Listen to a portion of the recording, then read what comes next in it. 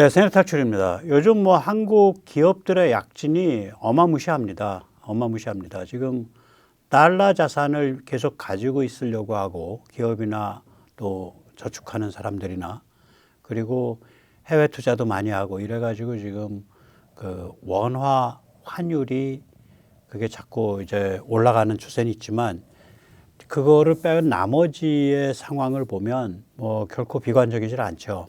이 리짜이밍 정부가 한국이 기업하기 좋은 곳이라는 것을 자꾸 정확하게 만들어내면 뭐 노란봉투법 같은 거 다 걷어치우고 그러면은 이 달러 그렇게 안 빠져나갑니다. 자, 이렇게 기업이 아주 눈이 아찔아찔하도록 이렇게 잘 달리고 있는데 그럼 이제 한국의 어떤 위상이나 의미가 점점 더 강화되죠. 그러면 이것이 우리 한국인에게 어떤 의미인가 또 이것이 미국의 대한 정책에 어떤 의미인가 이걸 오늘 한번 짚어보도록 하겠습니다. 그 현대모터스가 80% 지분을 가진 보스턴 다이내믹스 휴머노이드 아틀라스 이게 무지막지한 파장을 일으키고 있는 건 너무나 잘 아실 겁니다. 제가 뭐 오늘 이거 길게 설명 안 해도 그러나 이제 조금 개념적으로 설명을 하면 이 휴머노이드가 왜 중요하냐면 우리가 만들고 있는 환경이 인간의 환경이잖아요. 그러니까 사람에 맞춰서 이제 어거노믹스라 그러죠. 인체공학. 사람에 맞춰서 모든 게 뭐 이렇게 숟가락이라든지 젓가락이라든지 뭐 싱크라든지 책상, 의자 뭐 모든 게 다 사람에 맞춰서 돼 있단 말이에요. 그러면 로봇을 도입한다면은 그 사람 눈높이에 맞춘 로봇이 와야 이 환경 안에서 인간과 로봇이 같이 움직일 수 있어요. 그래서 휴머노이드가 중요해지죠. 뭐 이게 좋은 말로 하면 인간을 보조하는 거고 나쁜 말로 하면 인간을 대체할 수 있는 거고. 거기다가 이게 학습형이란 말이에요. 그러니까 이 로봇 안에 AI 그 칩이 내장이 돼 있어 가지고 로봇이 주인이 가르쳐 준 걸 배워요. 그리고 만약에 그 주인이 로봇을 100대를 가지고 있다. 그러면 한 마리 로봇이 배우면 나머지 99마리가 그걸 공유를 해요. 그러니까 엄청나게 발전을 하죠. 이게 딥마인드 아니에요. 딥마인드가 이게 알파고잖아요. 알파고 처음 나왔을 때 아마 바둑으로 8급이나 5급밖에 안 됐을걸요. 그러다가 뭐 세계 최고의 바둑 기사가 됐죠. 그 쌓여가면서 로봇이 그렇게 된다고요. 지금 그렇게 로봇의 AI를 이 보스턴 다이내믹스가 현대자동차 현장에서 성숙시켜 가고 있다. 급속하게. 그래서 뭐 한 내후년 말 이렇게 되면은 내후년 말부터 일반적으로 팔고 내후년부터 일반적으로 팔고 내년까지 아마 현대자동차 공장에서 있든가 그래요. 네. 그 현대자동차 이 그 보스턴 다이내믹스의 1단계 전략은 뭐냐면 이걸 뭐 가정용이 아니라 먼저 산업 현장에서 쓰겠다. 그다음에 지금은 이제 지금 0단계죠. 지금은 현대자동차 공장에서 얘를 훈련시키고 있지만 이게 기본 베이스라인, 기본 지능이 높아지고 나면 얘를 그게 뭐 물류창고가 됐던 제조업 현장이 됐던 얘를 팔면은 그거 사간 사람이 각 사업장이 자신들의 니즈에 맞게 얘를 학습시킬 수가 있어요. 그러면 AI 베이스라인이 더 공유가 되겠죠. 내가 10마리를 샀어. 그럼 한 마리 학습시키면 순식간에 나머지 9마리도 그 일 다 하게 돼. 거기다가 현대자동차 쪽에 또 문의를 해볼 수가 있지. 이런 거 학습시킬 수 있는 그 학습 그거 돼 있냐. 그 가중치라든지 기타 등등 돼 있냐. 가중치라는 게 이제 그 인간으로 말하면은 이제 시냅시스가 연결될 때의 그 값이거든요. 그게 돼 있냐, 가중치 그 테이블이 돼 있냐, 그러면 돼 있다. 그럼 하나 얼마, 그 가중치 이런 환경인데 그 얼마짜리 사면 되냐, 그러면 가중치 테이블 그거 뭐, 한 달에 뭐 3달러짜리 그거 구독하시면 돼요. 이제 그렇게 되는 거예요, 이제. 그 다음에 이게 이제 아까도 보셨지만 뭐 손가락이 5개가 아니라 이때까지 모든 휴머노이드는 손가락 5개를 했는데 얘는 3개예요. 손가락은 이상하게 막 접히고 돌아가잖아요. 관절도 그러고, 다리 관절도 그렇고, 액추에이터가 달라요. 그리고 이제 이게 더 쌓이면은 이 손 있는 데를 떼버리고 다른 손을 끼우면 다른 작업이 가능하겠죠. 그러니까 교체 가능한 손발이 되는 거죠. 그걸 꼭 바꿔야 된다면 웬만하면 그냥 사람이 쓰는 도구 그냥 다 쓰면 되고 휴머노이드 특징은 사람이 작업하는 환경, 사람이 쓰는 도구를 가지고 그냥 하죠. 지금 용접 로봇 그러면은 뭐 그건 이런 게 아니라 그냥 기계죠. 근데 그 안에 딱 물건을 갖다 대면 걔가 용접을 하는. 근데 이건 그게 아니라 용접기 돌아다니면서 사람처럼 용접하고 다닌다니까요. 사람이 쓰는 용접기를 가지고. 이게 이제 골 때리는 상황 되는 거죠. 예. 그래서 이제 이게 무서운데 이게 더 무서워지는 건 뭐냐면은 이 두 가지가 여기가 강화가 되면 진짜 이거 골 때리게 무서워져요. 하나는 뭐냐면 강력한 on device AI입니다. AI는 기본적으로 GPU로 하죠. 그러니까 강력한 on device GPU가 있어야 돼요. 그러면 지금 여기 이제 그 미니 GPU 프로세서를 이 보드에다가 넣었어요. 제가 알기로 그 엔비디아 걸 넣었다 그러더라고요. 미니 GPU 프로세서. 근데 그거 말고 GPU가 전체 시스템 온 칩의 한 부분으로 박히면 되죠. 그럼 굉장히 강력해지죠. 굉장히 경제성도 높아지고. 여기서 온 디바이스 AI와 클라우드 AI를 좀 구별하실 필요가 있습니다. 클라우드 AI는 우리가 챗 GPT 같은 거, 그 다음에 번역 같으면 DeepL 같은 거, 인터넷에 접속을 해서 인터넷 상태에서 하는 거. 그러니까 AI가 저쪽 서버 사이드에 있는 거죠. 인터넷을 건너서. 근데 그게 아니라 핸드폰, 스마트폰 안에 요새 AI 들어가잖아요. 삼성에서.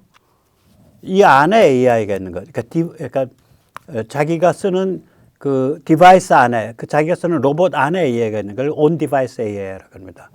그럼 그 얘기가 뭐냐면 이 폰 안에 일종의 GPU가 있다는 얘기죠. AI 계산을 할 수 있는. 그리고 CPU도 그만큼 또 강력해져야 될 거고. 그 다음에 센싱 및 측정이 굉장히 이제 그 활발해져야 되겠죠. 예를 들어서 뭐 촉각, 뭐 촉감. 지금 이거 촉감 느끼거든요. 이 아틀라스. 매끄럽다, 우들우들하다, 촉감 느낀다 그래요. 그 다음에 냄새 후각도 앞으로 느끼게 되겠죠. 사람이 못 느끼는 냄새지만 예를 들어서 가스가 좀 누출되고 있다. 일산화탄소가 높아지고 있다. 뭐 이런 건 감각할 수 있겠죠. 그 다음에 온도 당연히 감각할 수 있겠죠. 비주얼, 음향, 음성. 그러니까 카메라로 보고 있고 이미 보고 있고 이 빨간 거랑 파란 거는 이미 되고 있는 건데 빨간 거는 휴대폰에서도 되는 거는 빨간 거예요. 파란 거는 얘가 되는 거예요. 그 다음에 얘가 동작을 한다는 얘기는 뭐예요? 거리와 공간을 측정하고 인지한다는 얘기잖아요. 그 다음에 수평 수직.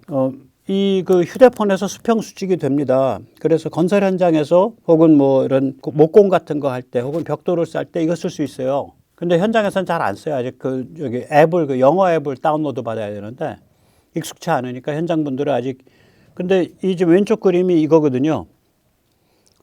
제가 다운로드 받아서 쓰고 있는 수평 수직계예요.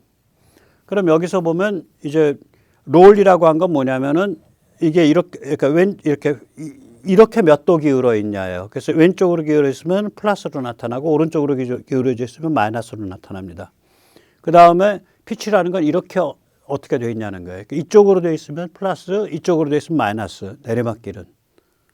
그러니까 이거는 수직을 잴 수 있겠죠. 그리고 얘는 수평을 잴 수 있겠죠.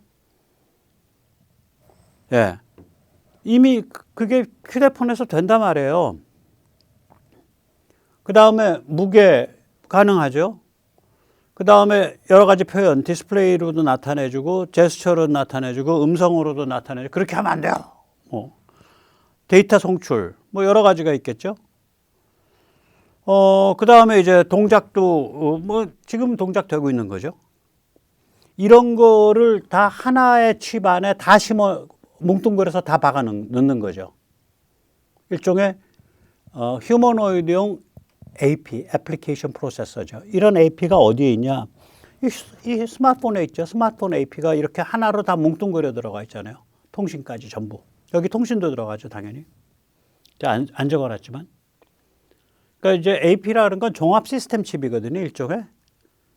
이거 굉장히 유사하단 말이에요. 그럼 전 세계에서 지금 종합 시스템 칩 제일 잘 만들고 있는 데가 어디야? 이제 삼성이 됐어요, 엊그저께부터. 지금 엑시노스 이런 그런 정도 규모의 아주 고급지지만 작은 규모의 디바이스에 들어가는 종합 시스템 칩인데 AI를 내장한 거. 제일 잘 만들 때가 어디야? 이제 삼성이 된 거예요. 엑시노스 2700인가? 지금 2600인가 나오고 있죠. 2700부터는 완전히 그렇게 되는데. 이거 무서운 거죠. 이게 일단 지금 애틀라스에 있는 것보다 한 단계 더 올라와서 그게 AP가 돼버리면 값도 내려가고 최적화되고 그렇게 되는 거죠. 두 번째로 휴머노이드가 더 발전하려면 지금 아틀라스보다 그렇게 간다고 1, 2년 사이에 참고로 삼성전자가 이제 GPU 개발한다 그러면 삼성전자가 저기 뭐야 그 엔비디아 GPU 비즈니스로 들어가나 보다. 뭐 장기적으로 그렇게 될 수도 있는데 삼성이 제가 알기로 지금 집중하고 있는 건 온 디바이스 AI를 위한 GPU입니다. 그러니까 엔비디아 같은 GPU가 아니에요. 그럼 이건 뭐냐? AP 안에 아까 말한 이 여기 들어간 AP 안에 크기로 보면은 뭐 말하자면 쌀알 한두 개 크기의 GPU 코어가 딱 들어가는 거예요. 그럼 뭐가 좋은데? 예를 들어서 사진을 찍는데 흔들리면 얘가 알아서 보정해줘. 사진 찍는데 밝아도 보정해줘, 어두워도 보정해줘. 그 다음에 예를 들면 어떤 장소를 가고 있으면 얘가 알아서 이 장소에서 지금 당신이 관심 가질 만한 게 뭐예요? 라고 추천을 해줘. 그 다음에 실시간 통역을 해줘. 뭐 무지하게 부드러운 통역이 나오겠죠. 굉장히 똑똑해지는 거예요. 삼성의 지금 엑시노스 앞으로 다음번 거, 이번 거 말고 그 다음번 게 그렇게 됩니다. 거기다 그게 2나노잖아요. 발열도 작고 성능은 높아지고. 옛날에 이제 그 마이크로소프트 같은 데서 표방했던 게 뭐냐면 Information on your fingertips. 당신 손가락 위의 정보를 이렇게 표방을 했다고요. 그런데 당신 손가락 위에 AI on your fingertips라는 구호가 나올 수도 있어요. 그런데 잠깐만.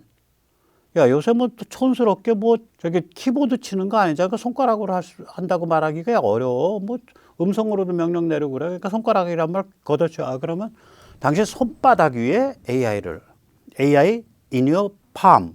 그럼 또 반론이 야, 이거 손에 들고 있는 기기라고 어떻게 생각하냐? AI 그 칩의 저 시스템은 뭐 시계로 차고 있고 뭐 그렇게도 될 수 있어. 이거 꼭 휴대폰이라고 할 수 없는 거야. 그러네. 근데 이제 또 옆에서 하는 말이야. 야, 그 AI 그 AI가 인간이 지금 주인님이 어디에 관심 있나를 알으려면 주인님 눈에 관계돼야 돼. 그러니까 안경 안에 넣든지 아니면 아예 안구 속에 생체 칩으로 박아야 돼. 그래서 내가 저기 보고 있다 하면 AI가 그 내가 보고 있는 거를 딱 알려줘 가지고 그 시선 라인 오브 사이트를 알려준 다음에 그 라인 오브 사이트에 의해서 얘가 뭐 이런 데 차고 있는 AI가 갑자기 주인님 여기에 뭐 옛날에 갔던 뭐 어떤 그 맛있는 밥집이 있다고 그 전에 여기 한 10번 오셨던 그 밥집의 뒷골목입니다. 뭐 이렇게 추천을 해준단 말이에요. 무시무시한 거죠, 이건. 그래서 삼성이 그 GPU 코어를 개발했다라는 거는 무서운 얘기입니다, 이거.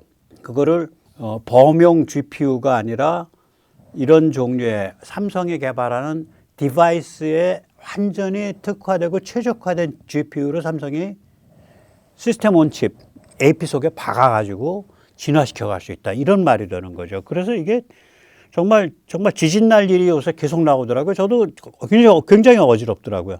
두 번째로 휴머노이드 1단계 완성에 필요한 게 또 하나가 이제 배터리란 말이에요. 지금 리튬 이온보다 훨씬 더 안전하고 지금 리튬 이온보다 더 에너지 절약 용량이 더 크고 지금 얘는 아틀라스는 한 4시간 가동한다 그러잖아요. 아니 뭐 한 10시간 가동하면 얼마나 좋아. 예. 12시간 가동하면 얼마나 좋아. 24시간 가동하면 얼마나 좋아. 그런데 그러면 이게 전고체 배터리거든요. 근데 전고체 배터리 지금 전 세계에서 족탈불급으로 최전선으로 달려나가고 있는 데가 어디냐. 그것도 작년 말 올해 초에 일어난 일이에요. 삼성 SDI 등 배터리 빅4와 포스코까지 하면 배터리 빅4라고 할 수 있죠. 포스코 빼면 배터리 빅3. 이거와 이를 뒷받침하는 전문 기업들. 이게 지금 세계 최첨단 선두에 서 있다고요. 다른 데보다 3년, 4년, 5년 빨라요. 특허로 만약에 보강돼 있고 그 특허를 우회할 길이 없다 그러면 게임 끝난 거예요. 우회할 길이 없는 특허라는 건 별로 존재하지 않는데 그래도 5, 6년 이상 뭐 이렇게 특허가 막강하다면 그렇게 되는 거죠. 이렇게 이제 이런 식인데 그러면은 이게 지금 뭐 간단하게 예를 들었지만 이런 게 뭐 한두 개겠어요. 지금 뭐 SMR 원자력 발전, 뭐 핵융합도 그 뭐 중국이 견뎠다라는 건 뭐 전자 온도인가 그렇고 우리는 이온 온도예요. 우리 게 훨씬 더 중요하다고요. 이온 온도로 뭐 48초인가 얼마 뭐 50초인가 견뎠다는 거 아니에요? 100초 이상 넘어가면 그게 이제 상용성을 가진다는 거잖아요. 뭐 K방산 모든 게 조선 뭐 그리고 또 자동차 모든 게 다 이렇단 말이에요. 지금 상태가. 중요한 게 우리 먹거리랑 관계된 게. 그럼 이게 의미하는 게 뭐냐. 피터 드러커가 90년대에 그 인터뷰를 하다가 그런 말 했어요. 다 이제 나이 들어서 이제 은퇴한 다음에 이제 그 진짜 그 아주 대원로 구루가 됐을 때 전 세계에서 그 질문이 그랬다고. 전 세계에서 그 기업가 정신이 제일 투철하고 훌륭한 데가 어딥니까? 그랬더니 아직 한류 뜨기 전이죠. 피터 드러커 그거 한국이에요. 그냥 쉽게 그렇게 나왔다. 그러니까 질문한 사람이 깜짝 놀라가지고 아니 그게 뭐 일본도 아니고 독일도 아니고 어떻게 한국입니까? 그러니까 쟤들 저기 뭐야 그 6.25 후에 발전해온 거 봐. 그 쉬운 거 아니야. 그거는 엔트러프리너리얼십. 그러니까 기업가 정신이 아주 특이한 나라다 저거. 아주 전략적 마인드를 가진 애들이고 아주 집요하고 일관되게 딱 자기 찍은 거를 계속 추진하는 애들이다. 그런 얘기를 합니다. 피터 드러커가 경영학의 아버지가. 저는 먹거리 혹은 좀 더 나가면 제품 여기에 관해서만큼은 기업가든 그게 뭐 관료든 그게 연구소든 이 마인드 세팅이 굉장히 좋다고 생각을 해요. 먹거리, 상품, 제품에 관해서는. 그래서 이제 결론부터 말씀드리면 그래서 이게 이제 다 맞물려 돌아가면서 요즘 뭐 저기 그 캐던 같은 데서 그 뭐 이재나 뭐 진우나 뭐 이런 그 진우인가 그 뭐 있잖아요. 남자 배우들. 나와가지고 팍팍 영어로 인터뷰하는 거 보면 이게 세계 최고급의 인재들이야. 그게 다 각 분야의 먹거리, 제품, 상품과 연결돼서 다 돌아가고 있어요. 이게 이렇게 쫙 뭐라 그럴까 이게 올라오니까 그러면 도대체 이 한심한 역사 해석, 정치, 담론이 지금 앞길을 막고 있는데 부대가 이게 이제 이 껍질이 터지거나 아니면 안에 있는 그 에너지가 시들어 버리거나 둘 중 하나가 결판 날 수밖에 없는 거예요. 이게 충돌이 있다고. 이건희 회장 말대로 정치는 개판인데 기업은 잘 돌아가. 근데 그 기업이든 뭐 관료든 연구소든 간에 먹거리 제품 상품에 관해서는 천재적인데 역사 해석이나 정치나 담론이 개판이야. 이 상황이거든요. 이런 모순된 상황이 앞으로 어떻게 펼쳐질 수 있을 거냐. 어떻게 전개될 거냐. 오늘 거기에 대한 화두를 던지는 게 오늘 말씀입니다. 잠시 세뇌 탈출 자유구독료 부탁 말씀 올리겠습니다. 아시다시피 세뇌 탈출은 광고가 잘 붙지 않습니다. 붙더라도 천천히 붙는 경향이 있습니다. 도와주시면 보다 좋은 컨텐츠로 찾아뵙는데 커다란 힘이 되겠습니다. 감사합니다. 뭐 또 우리 또 신나는 또 K방산 가지고 얘기를 좀 해보자고요. K방산은 꼭 기업과는 관계가 없잖아요. 이걸 주도하는 건 한국공군이거나 방사청이거나 뭐 이런 데들이죠. 그러니까 제품의 딱 그 컨셉을 잡는 건 국방연구소거나 그런 데들이죠. KF-21 대성공의 비밀은 뭐냐면 일단 플랫폼에 나타난 제품 포지셔닝만 봐도 알아요. 일단 미국이 F-35 및 그 이후에 일련의 그런 그 비행기에 관해서 군용기에 관해서 족탈불급인 건 이거는 부정하면 안 돼요. KF-21 잘 맞으면 F-35 넘어섭니다. 이거 다 개소리예요. 다 개소리예요. 그런 용도로 KF-17을 만든 것도 아니에요. 지금 미국은 어디까지 가 있냐면요. F-35 다음에 이제 F-47 개발한다 그러잖아요. 그 다음에 F-57이라고 제 이름을 다른 거예요. F-57을 위한 엔진을 위해서 제너럴 일렉트릭과 럭키드 마틴이 최근에 손을 잡았어요. 이거 극초음속 엔진이에요. 그러니까 이거는 얘기가 달라지고 있다고요. 게임이. 그러니까 이미 2050년대에 나올 전투기를 위한 엔진이 혹은 40년대 후반에 나올 전투기를 위한 엔진이 이미 완전히 세대를 달리하는 새로운 엔진, 새로운 컨셉의 엔진, 극초음속 엔진이 이미 개발에 들어간 거예요. 그러니까 미국이 가지고 있는 그러한 그 선도성, 그런 리더십을 뭐 여기서 뭘 해서 우리가 미국을 넘어섰습니다 하고 국뽕을 놓으면 그거는 유치찬란한 거예요. 그러나 미국의 그러한 흐름과 호흡을 맞추면서 미국에 대해서 자주성을 혹은 상대적 독립성을 주장할 수 있는 데까지 그리고 우리가 꿀리지 않고 그리고 특히 중국과 북한이 함부로 까불지 못하게 하고 그거 우리 힘으로 하자. 그거는 유의미하다고요. KF-21이 바로 거기에 돼 있다고요. 그러니까 굉장히 타당성이 높은 프로젝트예요. 피저빌리티가. 무슨 얘기냐. 아니 1600회를 날았는데 뭐 불시착 한 번 없어. 거꾸로 말하면 할 수 있는 것만 목표 잡았다는 얘기예요. 물론 그 할 수 있는 것이 탁상에서 할 수 있다고 생각한 거기 때문에 그거 해낸 것도 대단하지만 기본적으로 아예 해내지 못할 거는 목표치에서 빼버렸다는 얘기라고. 그러니까 무엇이 타당하냐, 무엇이 현실적이냐에 대해서 극도로 냉정하고 냉철한 거예요. 좋은 거죠. 이 KF-21 프레임은 그 프레임을 보면 프레임이라는 건 뭐 A사 레이더하고 뭐고 다 떼고 비행기 몸체하고 그 뭐 엔진하고 뭐 어쩌고저쩌고 그것만 본 거예요. 이게 F-15의 특성, 요격 및 장거리 대용량 폭장량이죠. F-16의 특성, 마당새 멀티롤이죠. F-35의 특성, 저피탐. 이걸 적절하게 비빔밥을 지어 놓은 거예요. 그런데 미국의 F-15EX 생산이 지지부진하고 F-16은 거의 신경 안 쓰고 있는 데다가 여기저기서 산다는 데가 많아가지고 뭐 사겠다고 해도 하세월이고 가격도 비싸고 F-15도 그렇고 F-16도 그렇고 가격이 비싸요. 생산량을 줄였기 때문에. F-35는 가격도 가격 문제지만 유지보수비도 많이 들고 그것도 있지만 저희 미국이 아무한테나 안 준다고. 그리고 그 유지보수비가 많이 든단 말이에요. 한번 비행하면은 돈이 많이 든다고. 시간당 코스트가 뭐 한 4천만 원 뭐 이렇게 들어요. 한 시간당. 그럼 F-35만 주구장창 띄울 수가 없잖아.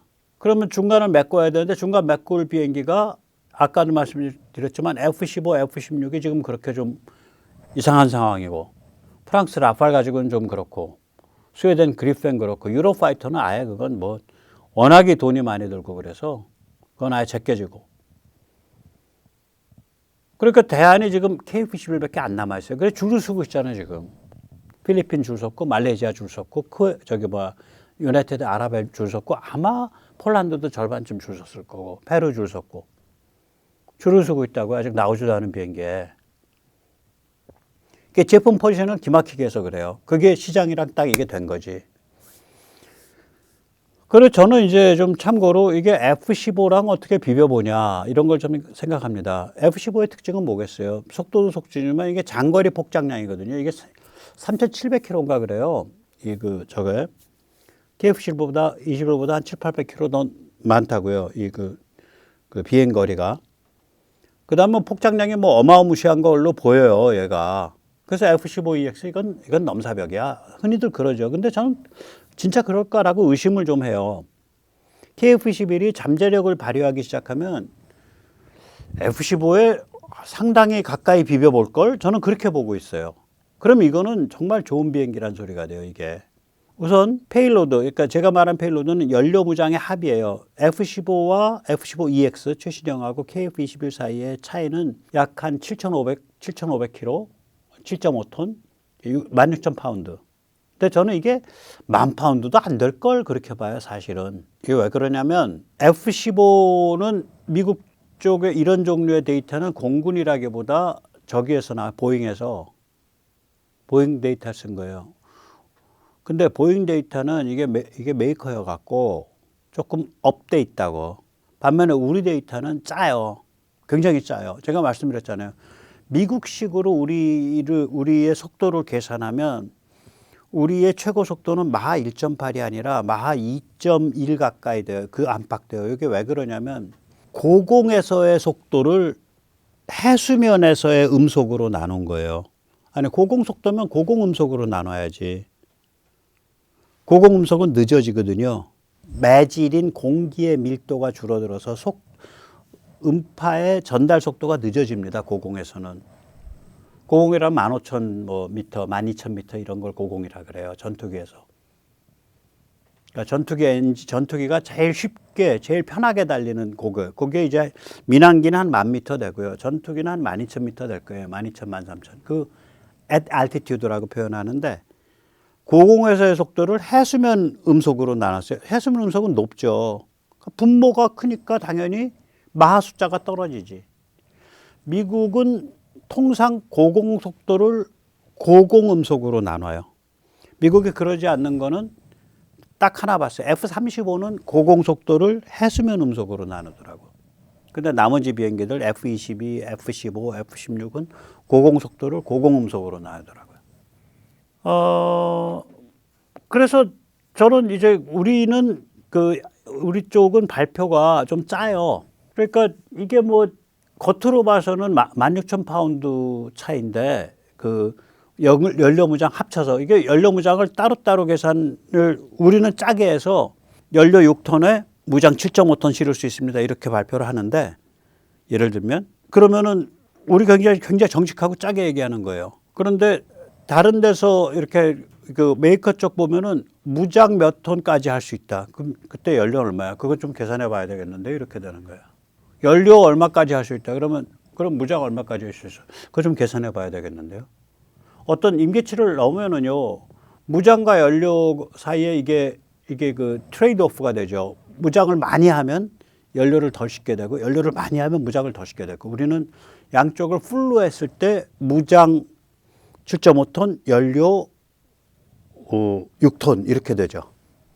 그래서 저는 실제로는 연료 무장 합을 때리면 겉으로 보면 이게 16,000파운드인데 실제로는 아마 10,000파운드 나올 거다 이렇게 좀 생각을 하고 그 다음에 얘가 크잖아요. F-15가 ing면이 한 20% 큽니다. 100 스퀘어 피트 정도 커요. 공중량이 33% 큽니다. 8,600파운드만큼 더 무거워요. 그럼 더 무겁고 더 큰 비행기야. 그럼 항력이 크지 당연히. 치고 나갈 때 뒤로 당기는 저항력이 크죠. 당연히. 몸집이 크니까. 그리고 얘는 이게 엔진이 크잖아. F-15는. 연료 소모도 더 많이 할 거라고. 그러니까 아니 한 10,000파운드 즉 다시 말해서 한 4.5톤 더 싣는다고 해도 그럼 뭐 연료 더 많이 떼야 되고 어쩌고 저쩌고 하면 진짜로 넷으로는 얼마 더 못 싣겠네 이렇게 되는 거예요 이제. 거기다 이제 F-15EX를 컨포멀 탱크라 그러죠. 이렇게 어깨에 뽕 넣어가지고 덕지덕지 붙은 거. 연료 탱크에 그러니까 한 겹을 더 씌우는 거예요 기체 바깥에. 컨포멀 탱크를 다 붙이면 한 4.4톤 더 집어넣을 수 있어요. 근데 이거를 잘 안 해요. 이걸 하게 되면 전투기를 빙신을 만드는 거거든.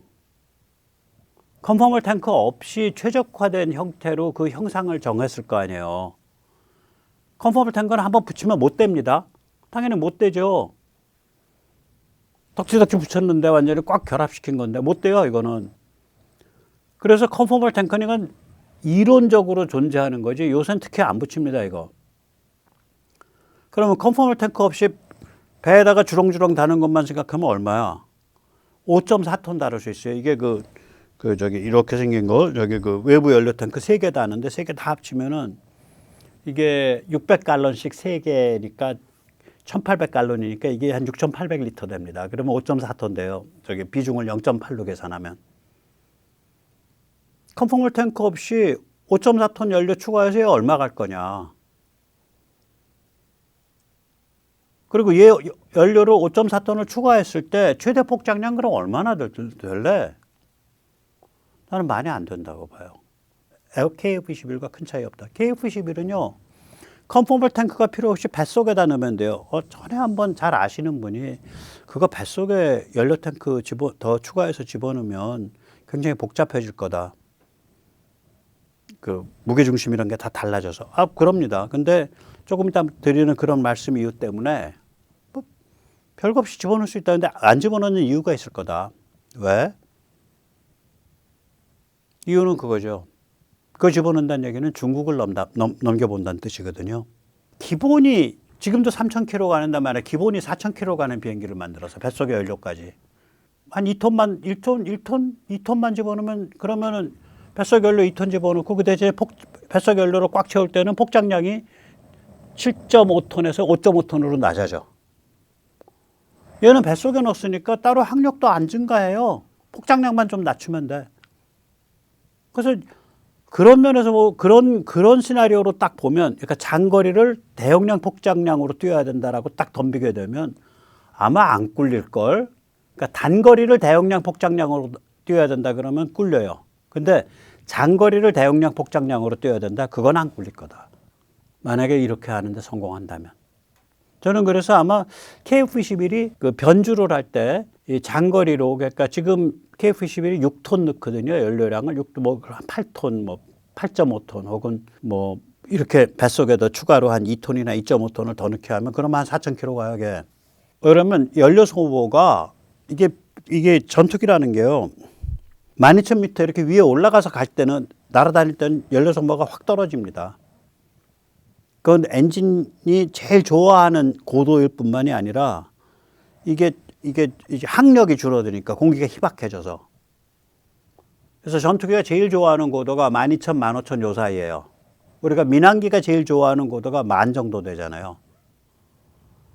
그래서 전투기들 10,000에서 15,000 고도를 좋아한다. 그러면 그 전에 이 해수면 높이에서부터 날아 올라가서 거기까지 가는 데까지 속도 붙여서 그때 연료 무지하게 깨먹는 거예요. 또 내려올 때도 마찬가지고. 이때는 중력을 거슬러서 올라가야 되고 이때는 중력을 거슬러 가지고 천천히 내려와야 되고 고도를 조절해서 혹은 뭐 여러 가지 아무튼 이게 내려오게 되면 기본적으로 저게 심하니까 그 항력이 세지니까 저항이 세진단 말이에요. 공기 저항이 공기가 끈끈해지고 그러니까 뒷다리 잡는다 공기가 쉽게 말하면. 그래서 저는 이게 그 KF-21이 이런 장거리가 가능한 그러니까 지금도 장거리예요. 사실은 3,000km면 작은 길이 아닙니다. 지금 항속이.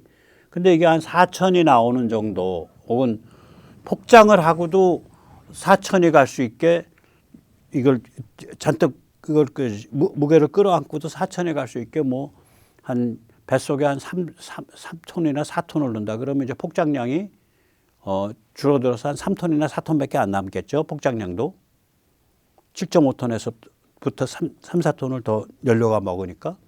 그렇게 만약에 간다 그러면은 그런 상황이 돼서 일단 F-15EX는 최대가 이거 컨포멀까지 다 해갖고 3,700밖에 못 가니까. 그러면은 그런 무기는 중국 입장에서는 정말 뒷골 당기는 거죠. 전략적 깊이라는 게 의미가 없어지잖아요. 그래서 한국이 아마 그거를 하려면 직접 혼자서 이렇게 주도해서는 못하고 어떤 고객이 그걸 요구해서 예를 들어 사우디아라비아가 그걸 요구했다. 그럼 사우디아라비아는 이쪽 홍해 쪽에서부터 날아 들어가서 이란 저 깊숙한 곳을 때릴 수 있거든요. 그 정도 장거리가 나오면.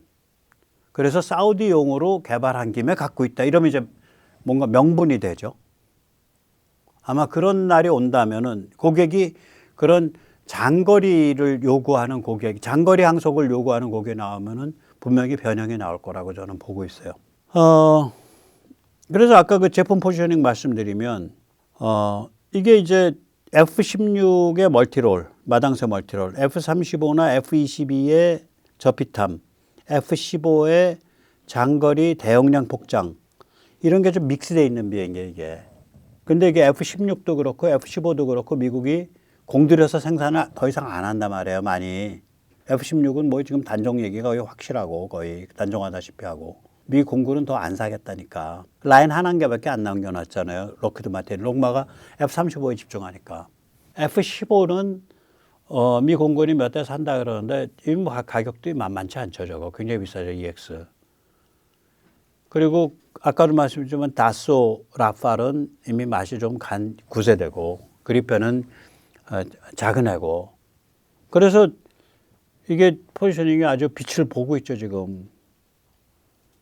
자 그러면 이런 거가 이게 누구 머리에서 나온 거야? 이 기업가들은 아니잖아요. 공군이나 예를 들어서 ADD 국방연구소 이런 데가 기업가는 아니잖아. 근데 그 머리에서 나왔단 말이에요. 그러면 이건 기업가들이 가지고 있는 상품 제품에 관한 천재성, 먹거리에 대한 천재성과 이건 궤를 같이 한다. 이런 영역에 있어서는 한국이 족탈불급이다. 전략적이고 집요하고 창의적이다. 그런 사례예요, 이게. KF-21의 또 다른 점에서 그런 사례가 있어요. 이거 잘 얘기 안 하는데 사람들이 저는 자꾸 이거 강조하잖아요. 최첨단 자동비행 제어 방식을 시도하겠다고 마음을 먹은 거예요. 세계에서 이거를 이렇게 전면적으로 시도한 나라가 한국이 최초입니다. 그러니까 한국이 세계 최초였던 혁신이 있거든요. 이런 제어에 관해서. 이게 뭐냐면 원전의 디지털 제어예요. 회사로는 우리 기술 같은 데가 이거 아마 많이 갖고 있죠. 원전의 디지털 제어가 이게 한국이 세계 최초로 한 거예요. 그거 할 때마다 미국 가서 오케이 받고 미국 가서 오케이 받고 그럼 원전 안전 규정은 미국이 주도하고 있으니까. 그래서 한국 원전이 그렇게 안전한 거예요. 그 노하우가 쌓여져 있다고요. 그래서 SMR을 하건 뭘 하건 간에 다 한국 가서 손잡는 이유가 원전 자체를 물리적인 그걸 잘 만들 뿐만 아니라 제어와 운영에 있어서 족탈불급의 노하우와 경험을 갖고 있는 거예요. 그래서 한국밖에 파트너가 없다고요. 서방에서. SMR도. 한국이 그러면 이런 제어 이런 쪽에 굉장히 그러니까 눈이 빠른 거지. 아, 이게 이렇게 해야 돼. 하고 본능적으로 딱 그 전략적으로 꿰뚫어 보는 거예요. 이거 똑같아. TF-11 할 때도 아마 이거는 진짜로 이거는 제가 보기엔 국방과학연구소하고 공군은 이게 멍사 몰랐을 거고 국방과학연구소와 카이가 결정했을 거예요. 그러니까 제대로 결정한 거지. 아, 이거 이왕 하는 거 남들 안 한 그 센서 피드백을 점증적 아닌 전면적 방식으로 한번 사용해봐. 이거 우리가 부분적으로 사용했거든요. 센서 피드백. 이게 FA50이 이걸 썼습니다. 센서 피드백이라는 건 뭐냐면 어딜 가겠다고 마음을 먹어서 그것을 그렇게 가려면 이렇게 해야 됩니다라고 해갖고 이제 그 컴퓨터 계산한다고. 그렇게 해서 그걸 구동부를 해서 뭐 꼬리 날개 뭐 어떻게 하고 뭐 이렇게 수평 날개 어떻게 하고 이렇게 조정을 한 거예요. 그래서 해보니까 얘가 좀 달라. 명령 때린 거랑. 센서가 얘가 70도가 15도가 올려져야 되는데 13도밖에 안 올려져요. 2도 더 올려. 이런 식이 이게 점진적 센서 피드백이에요. 그게 아니라 센서가 부착된 데가 한두 군데겠어요. 뭐 한 200군데 부착됐을 거 아니에요. 그 센서에서 나오는 값을 가지고 매 순간순간 1초에도 뭐 수백 번 센서에서 나오는 값을 가지고 다시 전체를 다시 계산하는 거예요. 그게 센서 기반 전면적 센서 기반 NDI라 그래요. NDI는 이제 비선형 동적 역변환이라는 건데 저도 뭐 수학이나 공학을 잘 몰라서 이걸 좀 더 원리적으로 쉽게 설명 잘 못해요. 그러면 센서 기반 NDI가 센서 기반 NDI 말고 옛날에 그러면 어떻게 한 거야? 모델 기반 NDI를 했어요. 그리고 F-35는 여기에 점진적 센서 피드백을 받는 방식을 결합을 시켰어요. 그러나 기본 베이스는 모델 기반이에요. 모델 기반은 뭐냐면 수학적으로 비행기의 비행 모델을 잡는 거예요. 그래서 그 모델에 의해서 제어를 하는 거예요. 그 모델이 정확지 않으면 큰일 나겠죠. 그래서 모델 기반으로 가면 그 모델을 가다듬는데 하세월이 돼요. 센서 기반은 맞춰놓고서 가면서 이게 막 센서들이 지들이 알아서 막 조절해 버리니까 훨씬 낫죠. 센서 기반은. 그러면 센서 기반으로 가려면 근데 두 가지가 성숙해 가야 돼요. 하나는 뭐냐. 센서 기반이 되려면은 지능들이 그 구동부가 뭐 한두 개겠어요? 한 기백 개 된다 그러면 기백 개 구동부에 다 센서가 있고 그 센서에 의해서 움직이는 구동부가 있고 그 구동부가 뭐 구동부라는 게 보통 이제 모터 같은 건데 그게 움직이면 그 무슨 꼬리 날개 그 면 그걸 플레인이라 그래요. 플레인이 움직일 거 아니에요. 그 이쪽에 미니 작은 지능들이 박혀 있는 경우가 많아요. 센서 기반은 그 안에서 평가하고 승분해야 되니까 그 안에서. 그러면 이게 무슨 얘기냐면요.